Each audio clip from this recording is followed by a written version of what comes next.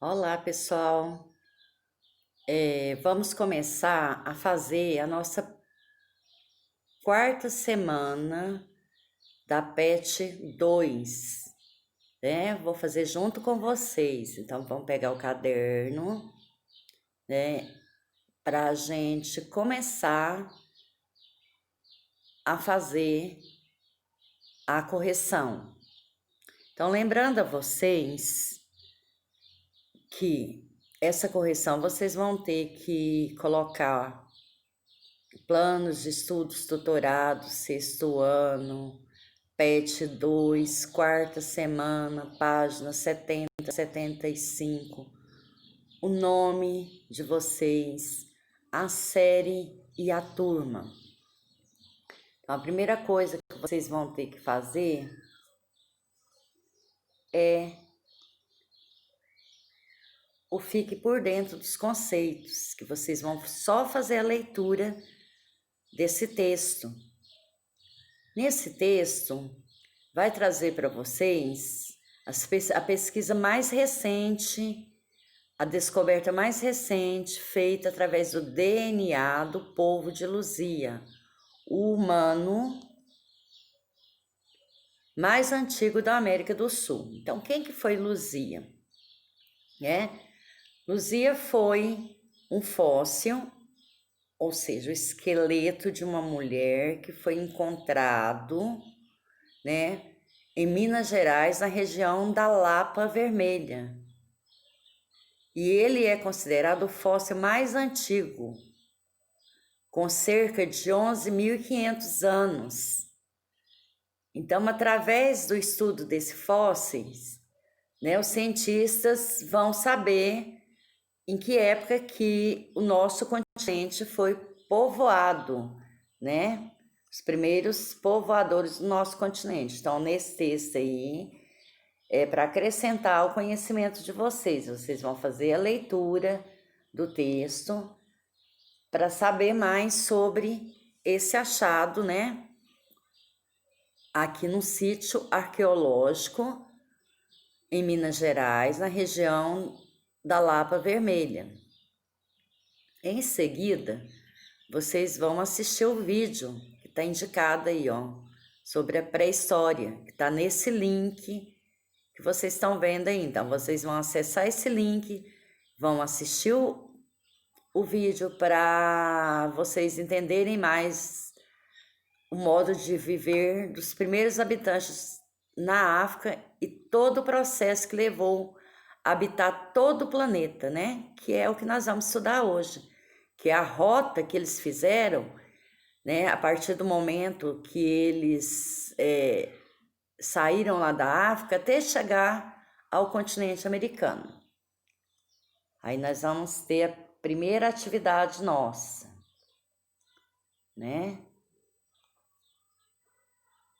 E aí,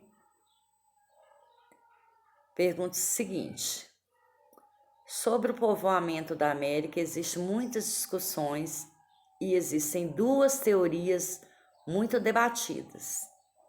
A teoria do Estreito de Bering e a teoria das pequenas embarcações. Utilize o mapa abaixo e desenhe o caminho percorrido pelos povos pré-históricos, segundo a teoria do Estreito de Bering e também de acordo com a teoria das pequenas embarcações. Lembre-se de diferenciar os dois caminhos com lápis de cor diferente, cores diferentes, ou até mesmo com linhas em diferentes formas, pontilhada ou contínua. Aproveite o exercício e crie um título e uma legenda para o mapa. Então, aí, na apostila de vocês, tem um mapa em branco. O que eu fiz? Eu trouxe para vocês um mapa já com o caminho percorrido. O caminho 1,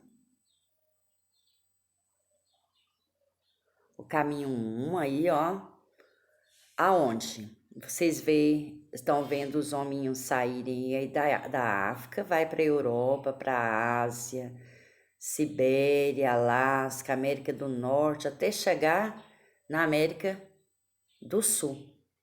Então, eles saíram do norte e vieram para o sul. E esse caminho ele foi percorrido a pé. Ai, dona Ivanilde, mas como que eles fizeram para passar aí pelo Oceano Pacífico até chegar à América? Houve uma época em que foi chamada a Era Glacial, em que houve o congelamento, né, de todo o planeta. E aí, nessa parte que antes era o Oceano Pacífico, criou-se uma camada de gelo espessa por onde eles passaram do continente europeu para o continente americano. Mesmo porque, há milhares e milhares de anos atrás, os continentes não eram tão separados com a distância tão grande igual é hoje. Naquela época eles eram mais próximos. Você vai ver lá na resposta, né, quantos quilômetros que tinha do continente europeu ao continente americano, que teriam que percorrer pelo mar. Só que nessa época aí, eles não precisaram atravessar pelo mar com embarcação, segundo a teoria do Estreito de Bering, porque aí nesse local tinha gelo. A outra teoria é a teoria das embarcações. Veja aí, também coloquei com setinha, tudo da mesma cor, mas é lógico que aí vocês vão destacar com cor diferente, né? Que eles saíram da África, aqui ó, aí chegaram aqui nesse ponto, eles desceram. Aí vieram para Oceania, aproveitaram bem o período da glaciação, né?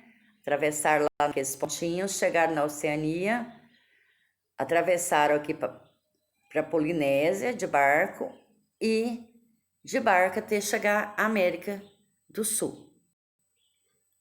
Então, o mapa de vocês vão estar em branco, vocês vão fazer essas setinhas aí. A setinha da teoria do Estreito de Bering, que é a lá que eu coloquei com a bolinha 1, e a das pequenas embarcações, que é pela Oceania e pela Polinésia, que eu coloquei a bolinha com o número 2. Aí vocês vão fazer a legenda. Aqui no meu eu fiz a legenda, expliquei, né, a teoria do Estreito de Bering, como que eles fizeram para chegar. Então aí vai falar para vocês como que eles fizeram para chegar. De acordo com a teoria de Bering, o homem teria chegado à América através do Estreito de Bering, localizado entre o extremo leste do continente asiático e o extremo oeste do continente americano. Os dois pontos se encontraram separados por 85 quilômetros. Segundo essa teoria, a chegada do homem ao continente americano ocorreu há aproximadamente 50 mil anos, quando os nômades asiáticos atravessaram o Estreito de Bering, que nesse período encontrou-se congelado em razão da era glacial, formando-se uma ponte natural entre os dois pontos. A partir do homem migrou até a parte meridional do continente americano. Então, é aquilo que eu expliquei lá na setinha para vocês. Eles vieram, foi a época da glaciação, né? Que foi muito frio, então as águas congelaram e essa parte de 85 quilômetros criou uma camada de gelo expresso e eles atravessaram de um continente para o outro através dessa camada de gelo e percorreram todo aquele caminho até chegar ao continente nosso, que é o continente americano. Então, essa aqui, ó, eu destaquei em vermelho e expliquei a teoria. A segunda teoria é a teoria das pequenas embarcações, ou também conhecida fechar um pouquinho a tela.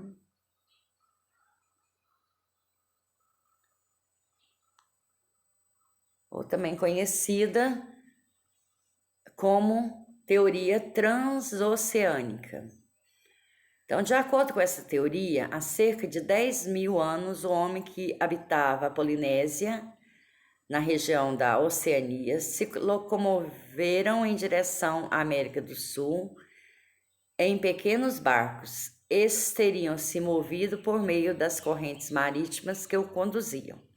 Então já foi diferente, eles foram embarcação, eles não vieram, não fizeram o caminho a pé, tá? Então, são essas duas teorias as mais utilizadas, só que a mais aceita é a primeira teoria, a teoria do Estreito de Bering. Deu para entender bem? Vamos voltar lá no mapa.